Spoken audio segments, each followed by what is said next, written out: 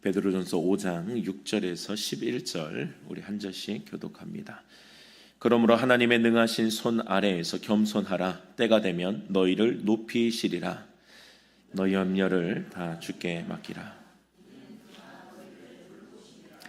근신하라 깨어라. 너희 대적마귀가 우는 사자같이 두루다니며 삼킬 자를 찾나니 너희는 믿음을 굳건하게 하여 그를 대적하라. 이는 세상에 있는 너희 형제들도 동일한 고난을 당하는 줄 알미라. 모든 은혜의 하나님 곧 그리스도 안에서 너희를 부르사 자기의 영원한 영광에 들어가게 하신 이가 잠깐 고난을 당한 너희를 친히 온전하게 하시며 굳건하게 하시며 강하게 하시며 터를 견고하게 하시리라. 권능이 세세 무궁하도록 그에게 있을지어다. 아멘. 다음 주가 교회 창립 11주년 감사 주일입니다. 그래서 우리 다음 주에 또 우리 예배와 또 설교도 우리 또 처음 우리 또 세종교회를 또 시작하신 우리 또 장석영 목사님께 또 좀 부탁을 드렸습니다. 저는 2020년도부터 세종교회 담임 목사로 사역을 시작했습니다. 이제 교회 역사에 이제는 반 이상을 함께 걸어온 것 같아요. 지금까지 걸어온 시간들을 좀 돌아보면요, 정말 기적과 같은 시간들이 참 많았습니다. 하나님이 일하심이 참 선명하게 드러난 모든 시간들이었음을 고백하게 돼요. 뭐 여러 가지 어려움들에 대한 부분들을 각오를 하고 내려왔겠죠, 저도. 근데 막상 이제 부딪혔을 때는 저의 예상을 뛰어넘는 또 많은 것들이 또 있더라고요. 그래서 이제 개척교회는 이제 개척교회를 시작하시는 목사님들이 그런 이야기를 하시더라고요. 뭘 몰라야 시작한다고, 알면은 시작할 수가 없다고 이렇게 이야기를 많이 하시더라고요. 뭐 저도 그 은혜가 있었던 것 같아요. 모르는 은혜, 하나님께서 가려주신 은혜가 있었던 것 같아요. 제가 부임했을 때가 이제 2020년 기억하시죠? 우리 코로나가 한창이었던 시기였습니다. 이후에 일상이 회복되었지만 사실은 뭐 코로나 시기를 시작으로 사실 작은 교회들이 한국 교회만 한 1만 교회가 문을 닫았다고 하니까요, 사실은 굉장히 버티기가 힘들었던 시기였어요. 근데 이게 반대로 또 큰 교회들은 오히려 그때가 환경적으로는 더 나았다 그러더라고요. 이제 행사는 없고 지출은 없는데 교인들이 계속 온라인으로 또 헌금을 하시니 오히려 큰 교회들은 풍족했다고 이야기를 하더라고요. 작은 교회 입장에서 조금 괘씸하기도 했습니다. 그렇게 풍족하면 돌아볼 줄도 알아야지라고 하는 마음을 가지면서도 이제는 나의 이야기가 돼야겠구나. 이제는 그것이 이제 또 나의 이야기가 돼야겠구나. 나도 이제 반면교사로 삼아야겠구나라는 생각들을 하기도 했어요. 이후에 일상은 회복되었습니다만 교회의 어려움은 크게 달라지지는 않았습니다. 저도 상황을 좀 돌파해 보려고 뭐 사실 개인적으로도 몸부림을 많이 쳤었고 교회적으로도 제가 할 수 있는 것들을 시도하면서 몸부림을 많이 쳤어요. 나름 애를 많이 썼습니다. 그래서 애를 많이 썼다는 얘기는 사고도 많이 쳤다는 이야기예요. 그래서 사고도 많이 쳤어요. 잘해보려고 하다가 어떻게든 좀 돌파해보려고 하다가 그래도 우리 성도님들 감사하게도 또 저의 마음을 아시고 환경을 아시니 또 너그럽게 이해해 주시고 지금까지 그래도 한마디 불평 없으시고 걸어와 주신 거 참 감사하게 생각합니다. 제가 어려움을 경험하면서 참 하나님 앞에 이해가 안 되는 부분들이 있었습니다. 제가 아는 하나님 능력의 하나님이거든요. 제가 아는 하나님 정말 하늘과 땅의 모든 권세를 가지시고 힘이 있으신 그분을 저는 믿어요. 그러니 제가 제 인생을 던지며 이 길을 걸어가고 있는 거거든요. 지금도 여전히 그 힘과 능력이 여전함을 분명히 믿는데 처음에 제가 이제 하나님이 기뻐하시는 교회, 뭐 우리 주제 다 아시듯이 표 아시듯이 하나님이 가장 기뻐하시는 교회를 어떻게든 좀 몸부림치며 세워가려고 하면 저는 하나님께서 기뻐하시면 뒤에서 힘을 되게 많이 밀어주실 줄 알았어요. 그런 기대를 했던 것 같아요. 이런 교회를 세워가려고 하고 주님의 마음에 합하면 주님께서 막 신이 나서 밀어주시겠지. 그런 말도 안 되는 생각을 했던 것 같아요. 말도 안 되는 생각이었어요. 근데 주님이 그러지는 않으시더라고요. 물론 지금까지 지키시고 보호하신 하나님의 좋으신 그 하나님을 저는 분명히 고백합니다. 그럼에도 제가 꿈꿨던 그런 그림은 아니었다는 이야기예요. 막 뒤에서 막 팍팍 밀어주시면서 내가 기다렸다는 듯이 이것은 아마 작은 교회 목사님들이 이해할 수 있는 또 하나님 앞에 약간의 서운함이에요. 약간의 서운함. 그래서 사실 여러분들 뭐 이 비밀입니다만 사실은 작은 교회들이 좋은 교회들이 많아요.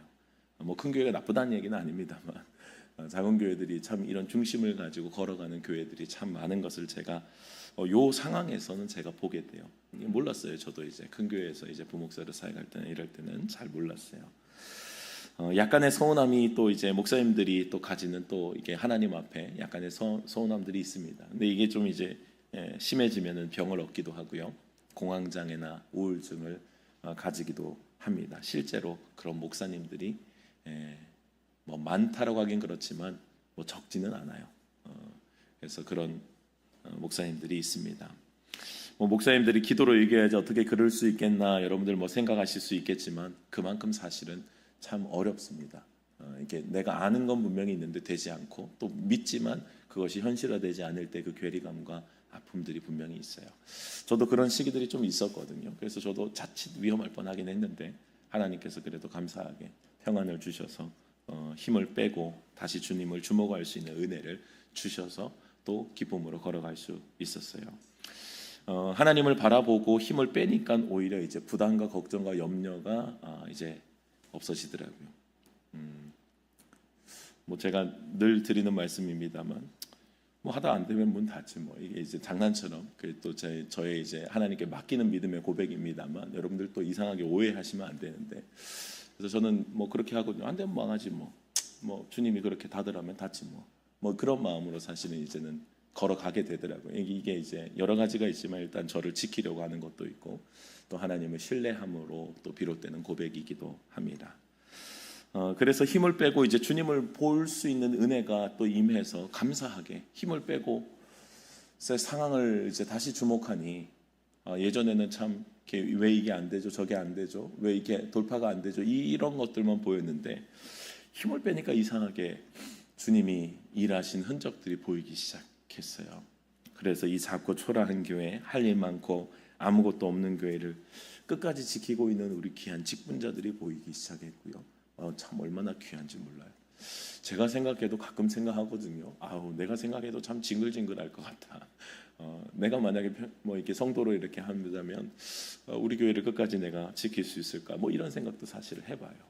근데 우리 귀한 성도님들은 다 알면서도 그렇게 자리를 지키시고 직분자들은 끝까지 어떻게든 몸부림을 같이 쳐 주시더라고요.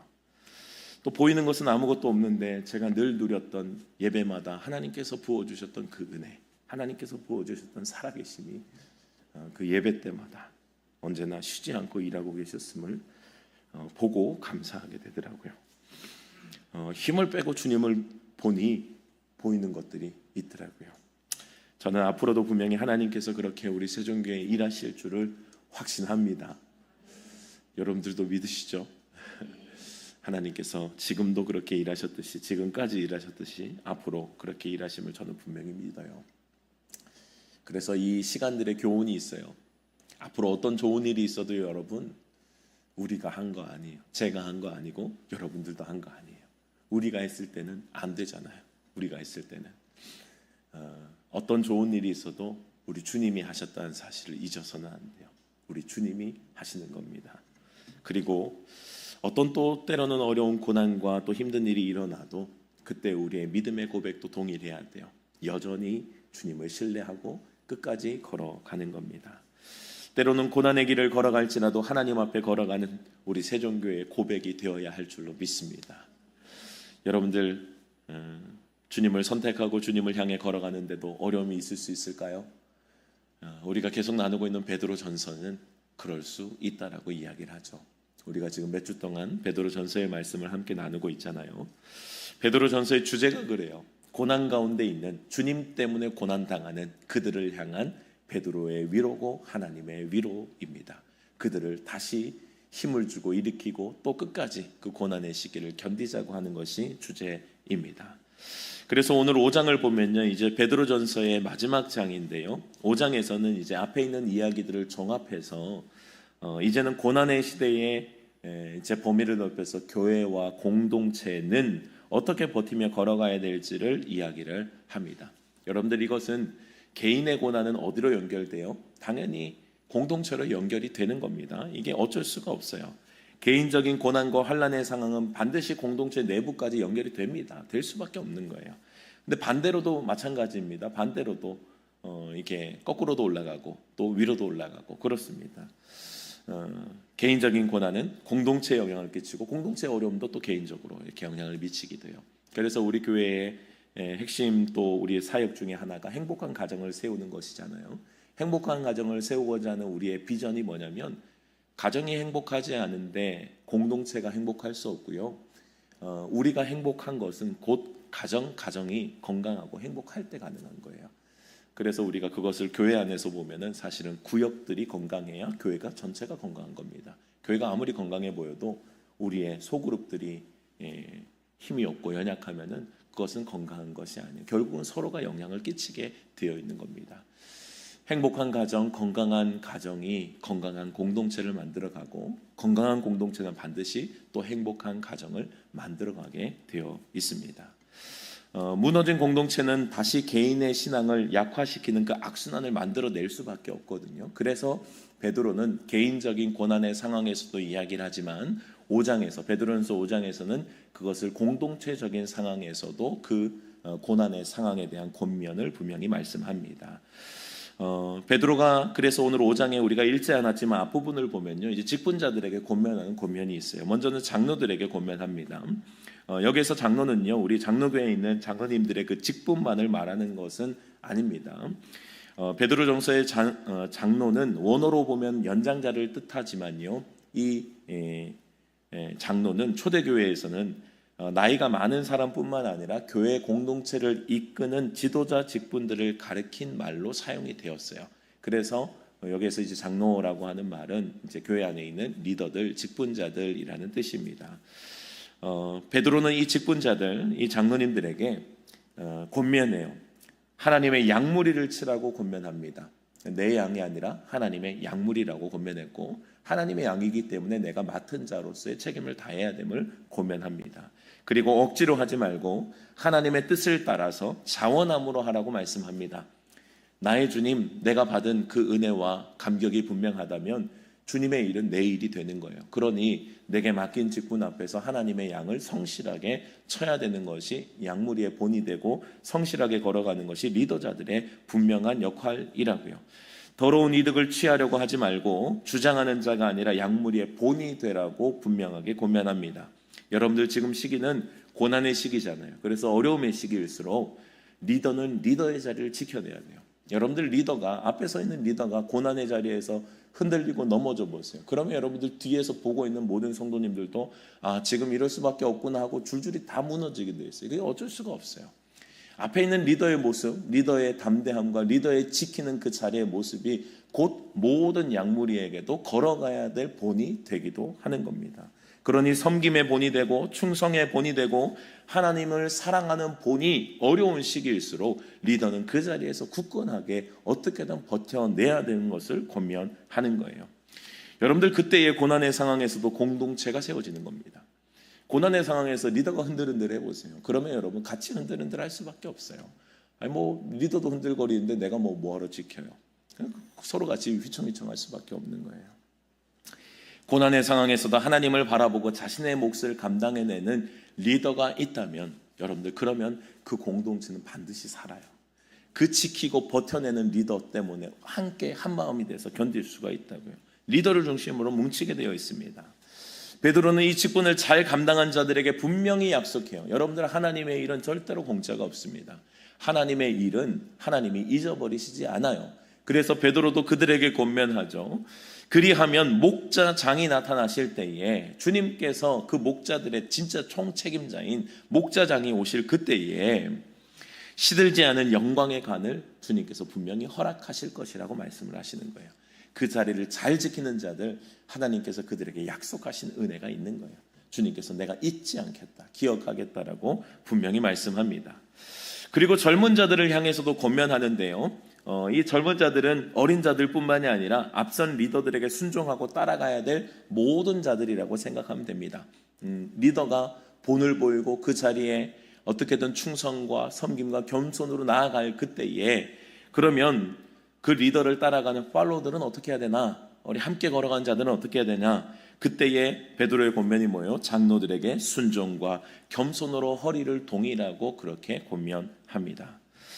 리더가 하나님을 바라보며 충성하며 걸어갈 때 여러분들 그 리더십을 존중하며 함께 걸어가야 되는 거예요. 이것이 고난의 시기에서 우리가 공동체적으로 이길 수 있는 방법입니다. 공동체적으로 이 고난의 시기를 돌파할 수 있는 길이 있다면 리더는 리더의 자리를 지키고 그 리더의 권면과 리더의 그 앞서서 걸어가는 그 모든 걸음을 존중하고 순종하며 함께 겸손하게 걸어가는 것, 그것이 공동체가 돌파할 수 있는 힘이라고요. 그게 안 되면요, 리더가 아무리 난리를 쳐도 뭐 따라오는 자들, 함께 걸어가야 될 자들이 그냥 시기가 다르다, 환경이 다르다, 지금은 그럴 때가 아니다라고 하고 권면을 듣지 않는다면 여러분들 돌파하기가 어려운 거예요. 같이 가야 되는 겁니다. 리더들이 앞에 서서 그 힘든 싸움을 해가는 것을 여러분 당연하게 생각하면 안 돼요. 우리 모든 것들은 하나님께서 주신 사명 가운데 각자의 역할이 있잖아요. 리더는 그 자리를 지키며 돌파하려고 하는 것이고, 함께하는 자들은 어때요? 같이 그 길을 걸어가면서 순종과 겸손으로 허리를 동이고 같이 돌파해 갈 때 그게 가능하다고요. 당연한 것이 아니라 함께 가는 거예요. 예전에 옥하는 목사님께서 좋은 교회가 어떤 교회인지를 아마 분당 우리 교회 설립 예배였던 것으로 제가 기억하는데 그 말씀을 전하신 적이 있거든요. 그래서 좋은 교회는 한 10가지 정도로 이야기를 하시는데 그 중에 세 번째가 지도자의 영적 권위를 인정하는 공동체가 좋은 교회다라고 그렇게 말씀을 하시더라고요. 저도 이게 옥하는 목사님께서 하셨던 그 말씀들이 너무 좋아서 저도 이제 적어서 책상 좀 한편에 붙여놓은, 아직도 붙여놓고 있습니다. 그래서 좋은 교회는 이런 교회구나, 이런 교회를 우리가 함께 세워가 만들어가야겠구나라는 생각을 했어요. 그 중에 한 가지는요, 여러분, 지도자의 영적 권위를 인정하고 존중하는 거예요. 사실 지금 시대는 이 영적 권위를 잘못 사용하는 사례들이 많습니다. 그래서 부정적인 이야기들이 우리에게는 뭐 꺼내라고 하면 수도 없이 꺼낼 수 있어요. 맞아요. 부정적인 사례들이 많이 있습니다. 근데 여러분들 생각해 보시면 뭐 인간이 약하고 악하니 그럴 수밖에 없어요. 뭐 목사라고 다르겠습니까? 지도자라고 뭐 다르겠어요? 뭐 구약시대 타락할 때도 보면 지도자들이 먼저 타락했지, 지도자들이 타락하니 백성들이 같이 타락하는 것이지, 사실은 지도자들이 악하고 약한 것은 뭐 구약시대부터 뭐 성경적인 또 분명한 또 사실입니다. 뭐 지금 시대라고 다르겠어요? 목회자들이 약하고 악한 것은 뭐 팩트죠. 뭐 어떡하겠습니까? 약하고 악한 것을. 근데 여러분들, 이 영적 권위를 잘못 사용하는 사례들이 많다고 해서 하나님의 역사를 부정해서는 안 돼요. 하나님의 역사는 구약에서도 여전히 지도자를 세우시고 하나님이 일하시는 방식이 그러했어요. 리더를 세우시고 그 리더를 통해서 일하셨어요. 신약시대 다릅니까? 똑같아요, 여러분. 신약시대도 주님이 먼저 세우신 제자들을 먼저 주님께서 앞세우시고 그 제자들을 통해 또 제자들을 만들어내셨다고요. 그러니까 주님은 항상 주님의 일하시는 방식이 그러했어요. 사람을 세우시고 사람을 통해 하나님의 역사를 펼쳐가셨다. 이게 하나님 방식이에요. 그러니까 하나님의 방식은 변한 게 아닙니다. 아무리 부작용이 많고 인간이 악하고 약할지라도 여러분들이 이 하나님의 방식은 인정하고 존중해야 되는 거예요. 그래서 여러분들, 인간이 이 연약함이 많고 부족함이 있어서 부작용이 있다고 할지라도 이 하나님의 방법은 여전함을 인정해야 됩니다. 그래서 영적 권위를 너무 신성시하는 것도 문제가 있죠. 그러나 여러분들, 이 영적 권위를 인정하지 않는 것도 큰 문제입니다. 그래서 그 분위기가 그렇게 가면 안 돼요. 인간의 악함과 약함은 약함대로 떼놓고 인정하고 그건 어쩔 수 없는 것이고, 뭐 다른 시대 뭐 완전한 시대가 어디 있었어요? 앞으로도 완전할 수 없어요. 인간의 악함은 파라다이스를 꿈꿀 수가 없어요, 여러분. 인간은 그럴 수밖에 없다고요. 그럼에도 불구하고 일하시는 주님을 존중하고 주님의 일하시는 방식을 우리가 따라가는 것도 우리의 몫이라고요. 영적 권위 앞에 순종과 겸손으로 나아가는 것이 고난의 시기에서 공동체를 바로 세우고 승리하는 방법임을 여러분들 기억할 수 있어야 합니다. 오늘 말씀을 보면요, 여러분, 교만한 자들이 바로 하나님의 세우신 영적 권위를 존중하지 않는 자들이면 말하거든요. 고라와 아비람의 그 모세의 시대에 그들이 대적했죠. 왜 모세를 대적했어요? 아니, 너만 주님의 음성 듣냐고. 아니, 너만 뭐 괜찮은 사람이냐고. 우리도 주님의 음성 듣는다고. 우리도 할 수 있다고. 내가 옳다는 착각, 내가 더 많이 알고 내가 더 많이 경험했다는 착각, 내가 하나님과 더 친밀하다는 착각 속에서 영적 권위를 인정하지 않고 교만한 태도를 취한다고요. 여러분들, 그때 우리가 늘 하는 말씀 있죠. 우리가 잘 아는 말씀. 하나님은 교만한 자들을 대적하시되 겸손한 자들에게 은혜를 주시느니라. 여러분들, 그 말씀이 오늘 본문 안에 있는 거예요. 그러니까 이 배경이 그런 겁니다. 이 고난의 시대에 함께 그 고난의 시기를 돌파해야 될 그때에 내가 옳다, 나를 주장하고 나의 똑똑함, 나의 지식을 자랑하고 내 경험을 앞세우는 교만한 자들, 그런 자들에게 주님은 은혜를 베푸시지 않은 거예요. 겸손한 자에게, 순종하고 겸손으로 허리를 동이는 자들에게 주님은 은혜를 베풀어 주신다고 약속하시는 겁니다.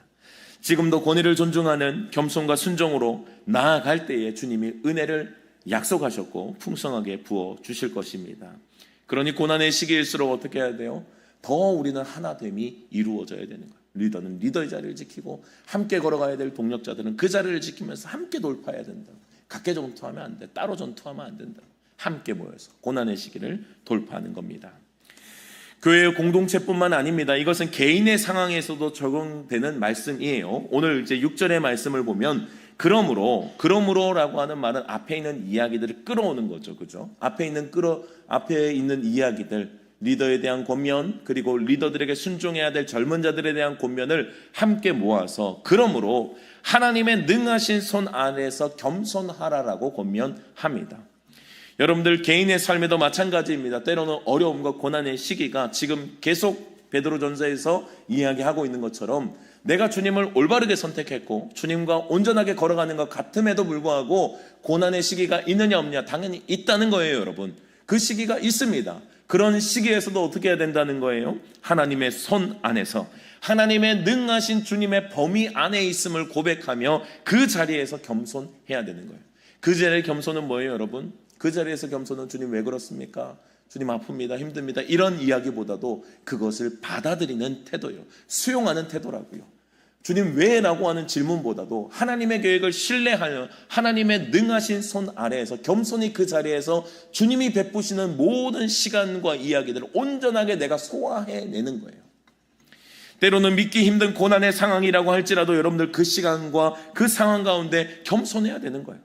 주님의 상황, 주님의 때, 주님의 계획 있겠지. 우리의 고백은 그러해야 된다고요. 능하신 손 안에서 겸손해야 된다고요. 하나님을 향한 오해와 낙심이 아니라 하나님의 뜻을 존중하고 신뢰하는 태도를 가지는 거예요. 주님 왜? 라고 하는 질문, 주님 앞에 들이박는 믿음이 아니라 주님 앞에 겸손하게 그 자리 밑에서 내가 주님의 능하신 손 안에서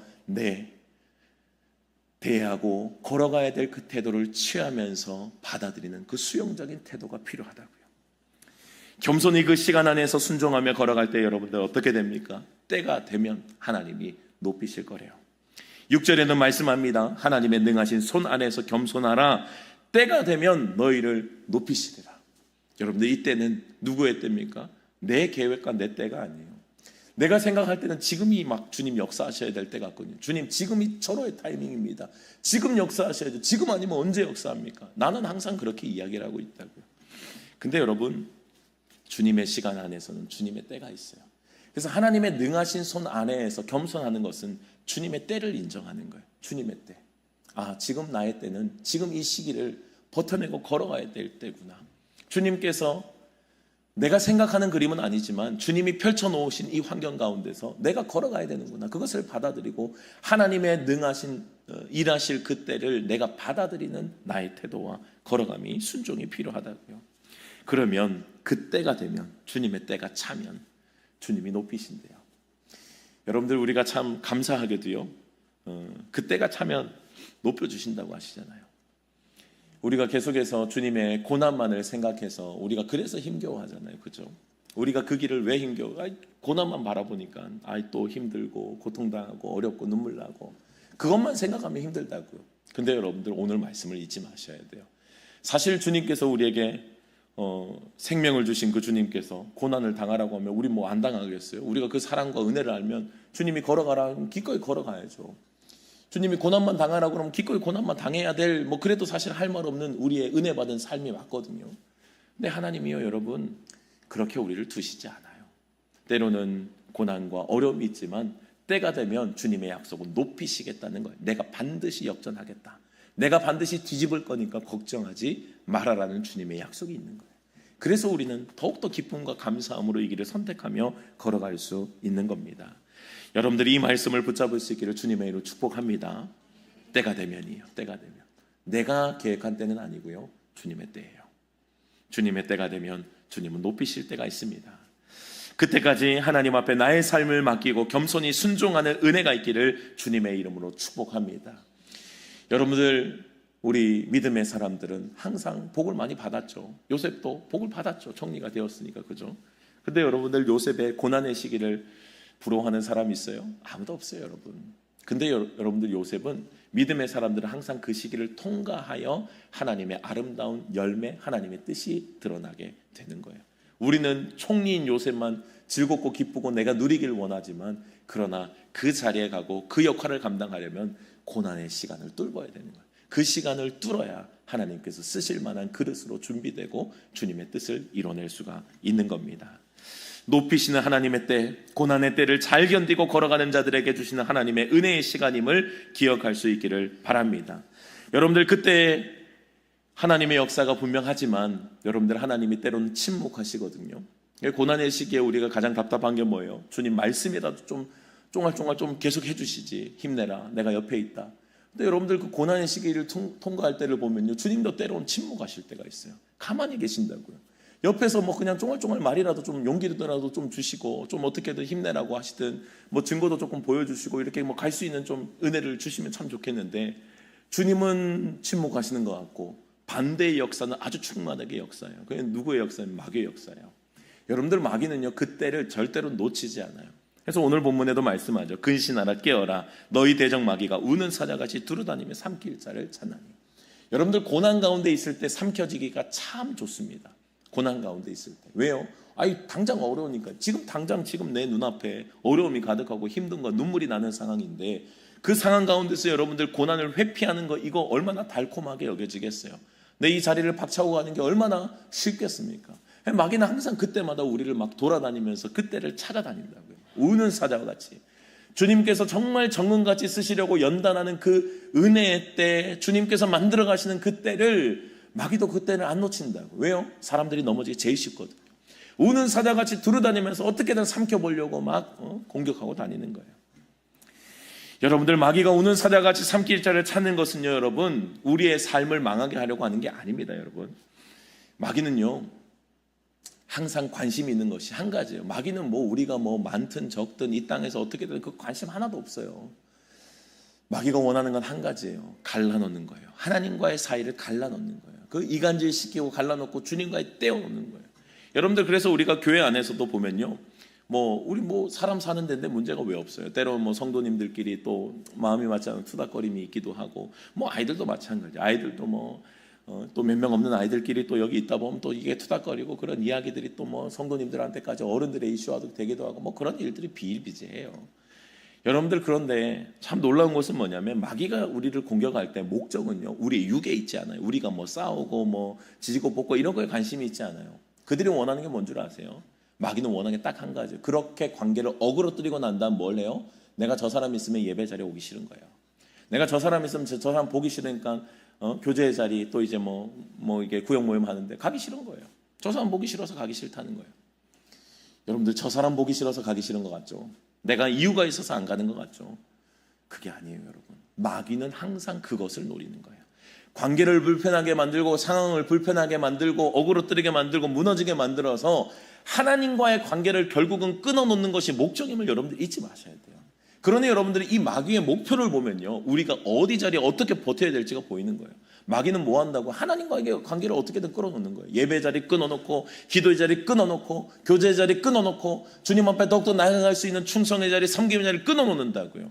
그렇다면, 마귀는 그것을 한다면 우리는 어떻게 해요? 이기는 거죠. 그 목표를 아니 이기는 거죠. 마귀를 대적하는 방법이 오늘도 베드로가 이야기를 하잖아요. 9절에서 말씀합니다. 너희는 믿음을 굳건하게 하래요. 너희는 믿음을 굳건하게. 마귀를 이길 수 있는 방법은 뭐예요? 믿음을 굳건하게 하는 것밖에 없습니다. 마귀의 목표와 결론을 알면요, 베드로가 믿음을 굳건하게 하여 그를 대적하라는 말씀을 이해할 수가 있는 거예요. 마귀를 이길 힘은 믿음밖에 없는 겁니다. 상황에서 낙심하게 만들고 좌절하고 절망하게 만들고 마음을 무너뜨리는 영적인 공격을요, 여러분, 믿음의 방패로 이겨내야 되는 거예요. 하나님의 계획, 하나님의 뜻, 그분을 신뢰함으로 모든 원망의 소리와 낙심의 소리를 줄여야 되는 거예요. 나에게 자꾸 번져가는 이 원망의 불씨를 꺼야 된다고요. 근데 그걸 냅두면 안 돼요. 방관하면 그게 다른 데 불을 붙기 시작한다고요.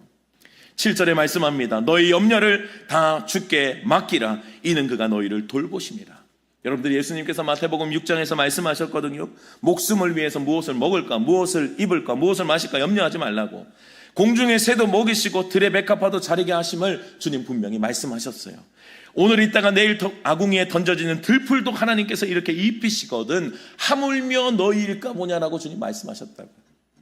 믿음이 적은 자들아, 마귀가 우리에게 염려의 불화살을 쏠 때가 있어요. 걱정, 근심, 염려, 우리에게 문제를 일으킬 때가 있다고요. 그리고 그것을 막 호들갑 떨어요. 큰일 났다고, 큰일 났다고, 다 망하게 생겼다고, 어떡하냐고 호들갑을 떨기 시작한다. 그 여러분들 의심과 걱정, 근심에 불화살을 맞아놓고 이게 믿음의 방패로 끄지 못하면요, 여러분, 이게 계속 번져가는 거예요. 일어나지 않은 염려와 근심까지도 마치 일어난 것처럼 우리에게 막 찾아와가지고 막 그것을 막 고민하게 만든다고. 수고하고 무거운 짐을 막 얹게 만드는 거예요. 믿음의 사람들은 뭐예요, 여러분? 믿음의 사람은 염려의 크기보다 믿음의 크기가 더 큰 사람들이에요. 여러분들, 큰 것이 이기는 거예요. 불과 물, 무엇이 이깁니까, 여러분? 큰 것이 이기는 거예요. 불과 물은요, 큰 것이 이겨요. 불이 크면 불이 이기고요, 물이 크면 물이 이기는 거예요. 여러분들, 염려와 걱정, 근심, 믿음도 똑같습니다. 무엇이 큰지가 이기는 거예요.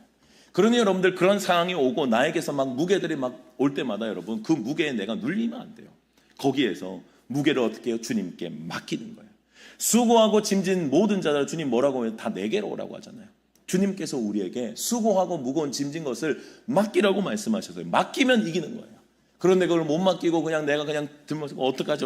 어차피 내가 해결할 방법도 없어요.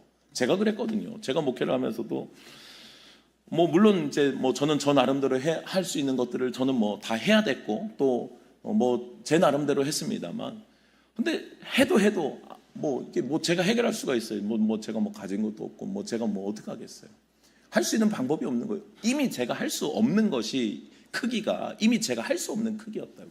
근데 어떻게든 해보려고 막 작은 저를 던져서라도 어떻게든 해보려고 하는 거예요. 여러분들, 그거 어리석은 일이라고. 물론 그 수고와 그 마음을 주님 받아주시지만, 그러나 여러분들, 이기는 방법은 뭐예요? 주님께 던지는 거예요. 여러분들, 그래서 믿음의 사람은 던지는 거예요. 주님께 던진다고요. 우리가 주님이 주인 된다라고 하는 우리의 믿음의 고백은 뭐예요, 여러분? 우리의 믿음의 고백은 내 삶의 주인이 내가 아닙니다, 주님입니다. 고백하잖아요. 그럼 여러분들, 이때 우리가 막 즐거운 일, 내가 하고 싶은 일, 그때 내가 안 해서, 내가 못해서 주님께 허락받아야 되는 불편한 것 같죠. 근데 그때 능력이 어디서 나타나냐면, 이 고난할 때 내가 감당할 수 있는 나보다 큰 사이즈의 일들이 나에게 올 때에 그때 능력이 발휘되는 거예요. 나는 누구 거예요? 주님 거라고요. 나는 주님 거라고. 나는 주인을 바꿨다고요. 그러니까 이건 내 능력의 한계에서 해결하는 것이 아니라 주님의 크기에서, 주님의 사이즈에서 해결하시면 되는 거예요. 그러니 뭐예요? 믿음의 사람은 던지는 거라니까요. 믿음의 사람이 얼마나 편한지 몰라요. 모르겠어요. 주님 하셔요. 물론 그게 이제 너무 막 방관적으로 가면 안 되겠지만, 주님 앞에 던지는 그 믿음이 우리에게 분명히 필요하다. 베드로도 권면하잖아요. 너희 염려를 어떻게 하라고요? 다 주께 던지라는 거예요. 다 주께 맡기라는 거예요.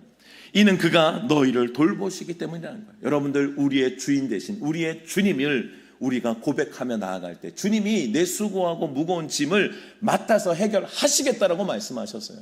그러면 여러분, 내 걱정 근심은 내 거 아닌 거예요. 주님 거라고요. 주님이 주님의 사이즈로 일하심을 여러분들 믿으시기 바랍니다. 믿음의 사람들은 이것이 분명해야 된다. 내 사이즈로 일하는 것이 아니라 주님의 사이즈로 일하는 거예요.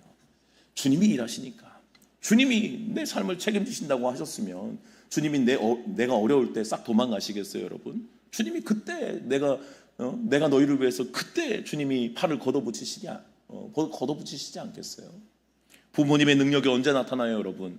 아이들이 힘들고 어려울 때, 그때 부모님이 내가 해결할게 하고 부모님이 팔을 걷어붙여서 그때 부모님의 능력이 나타나지 않아요, 여러분? 우리 똑같다고요. 우리는 작고 초라하고 그 무게 앞에 짓눌려서 끙끙대고 있을 그때에 주님은 말씀하신다. 내게 맡기라고. 내가 해결하겠다고. 여러분들, 아무리 염려의 크기가 커 보여도요, 문제보다 크신 주님이심을 믿으시기 바랍니다. 그것이 크면 이기는 거예요. 근데 염려와 걱정이 크면 그게 또 이겨요. 여러분들, 지면 안 돼요. 주님이 더 크셔야 돼요. 믿음이 더 커야 된다고요. 공중의 새도 들의 백합화도 자라게 하시는 하나님이 하물며 너희일 거야 뭐냐, 믿음이 적은 자들아 말씀하셨다. 믿음이 적으니 그게 염려가 된다고요. 믿음이 크면 그게 염려가 되질 않아요. 믿음이 더 큰데요. 믿음이 이기는데. 주님께 맡기면 주님의 돌보심을 경험하게 될 것이라고요. 세상의 사람들은 염려, 걱정, 근심, 일어나지도 않은 일들을 가져와서 염려하고 걱정하고 근심하고 끙끙댄다고요. 그러나 그리스도인들은 던지는 사람, 주님께 던져야, 주님, 아니 내 아버지신데 주님이 해결해 주셔야죠. 저 어떻게 합니까? 할 수도 없는데 주님께 맡기면 주님께서 일하실 것입니다. 여러분들 알면서도 잘 안 될 때가 있어요. 그래서 여러분들 그때는 어떻게 하냐, 선포하셔야 돼요.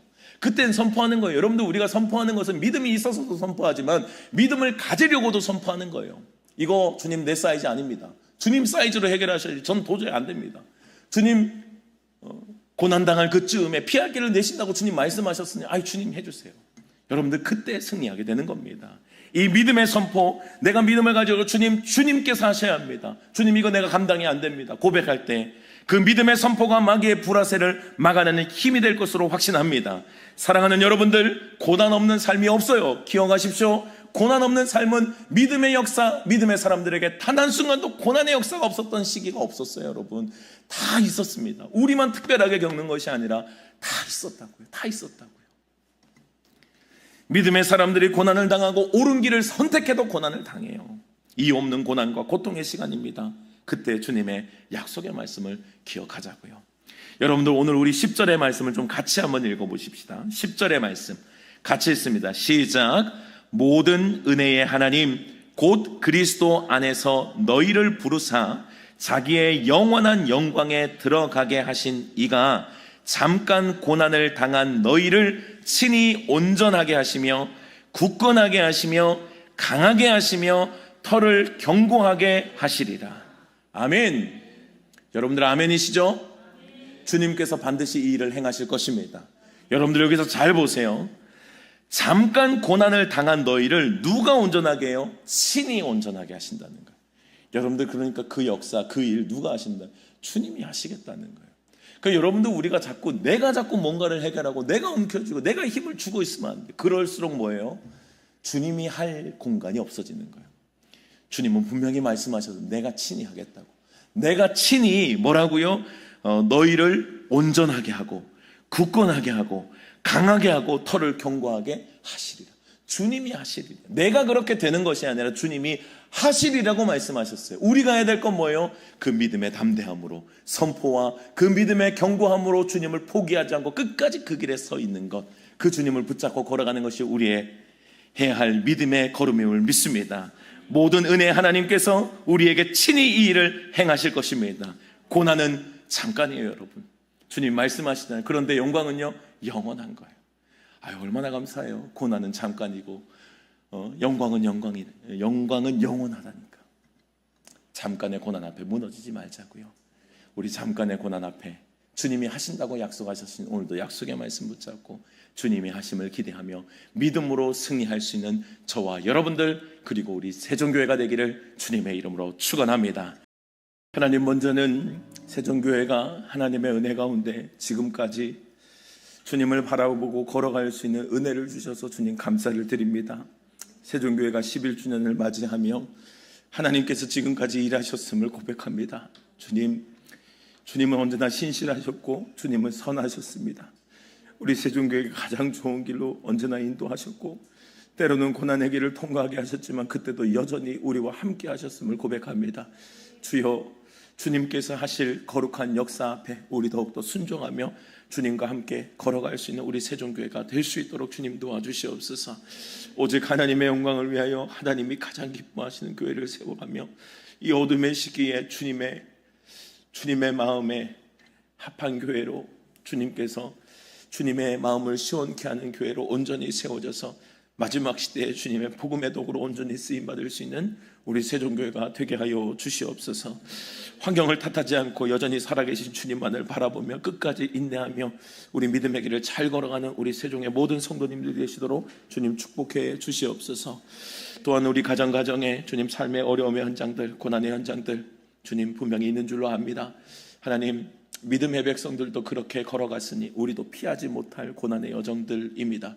그러나 그 고난의 여정 가운데 오늘 우리에게 주신 하나님의 말씀을 기억하며 주님께 맡기라는 주님의 음성, 그때 맡기면 주님께서 해결하시겠다는 주님의 그 거대한 음성이 우리에게 분명히 들려지고 그렇게 살아가 내가 무게 눌리는 자들이 아니라 주님께 맡기는 자들이 다 되게 하여 주시옵소서. 염려와 걱정과 문제의 크기가 크면 클수록 거기에 눌릴 것입니다. 그러나 우리의 믿음이 크면 우리 믿음이 분명히 이길 줄로 믿습니다. 우리가 안 되는 모든 상황 가운데서도 우리 믿음으로 선포하며 걸어갈 수 있도록 도와주시고 끝내 승리하게 하실, 잠깐의 고난의 시기를 지나가게 하시고 영원한 승리를 주실 그 주님을 바라보며 우리 소망을 품고 끝까지 믿음으로 인내하며 승리하는 믿음의 가정들 다 되게 하여 주시옵소서. 한 주간도 걸어갈 삶의 자리들에 주님께서 풍성한 은혜 베풀어 주시고 무게에 눌려 울고 있는 자들이 있거든 주님 꼭 가셔서 그 마음과 상황과 모든 환경들 주님 위로하시고 일으켜 주시고 다시 주님 앞에 걸어갈 수 있는 힘을 주님께서 더하여 주시옵소서. 지금은 우리 주 예수 그리스도의 은혜와 하나님의 크신 사랑하심과 성령의 교통하심이 오늘도 살아계신 주님의 말씀을 붙잡고 고난 속에서도 주님이 여전히 일하심을 신뢰하며 우리의 고난과 염려와 환경보다 더 크신 그 주님을 의지하며 믿음으로 담대히 걸어가기를 소망하는 이 자리에 모인 모든 주의 사랑하는 성도님들 머리 위에 가정과 직장과 자녀들 위에 주님께서 피로 갚으시고 세우신 세종교회 위에 이제로부터 영원토록 함께 계시기를 간절히 축원하옵나이다. 아멘.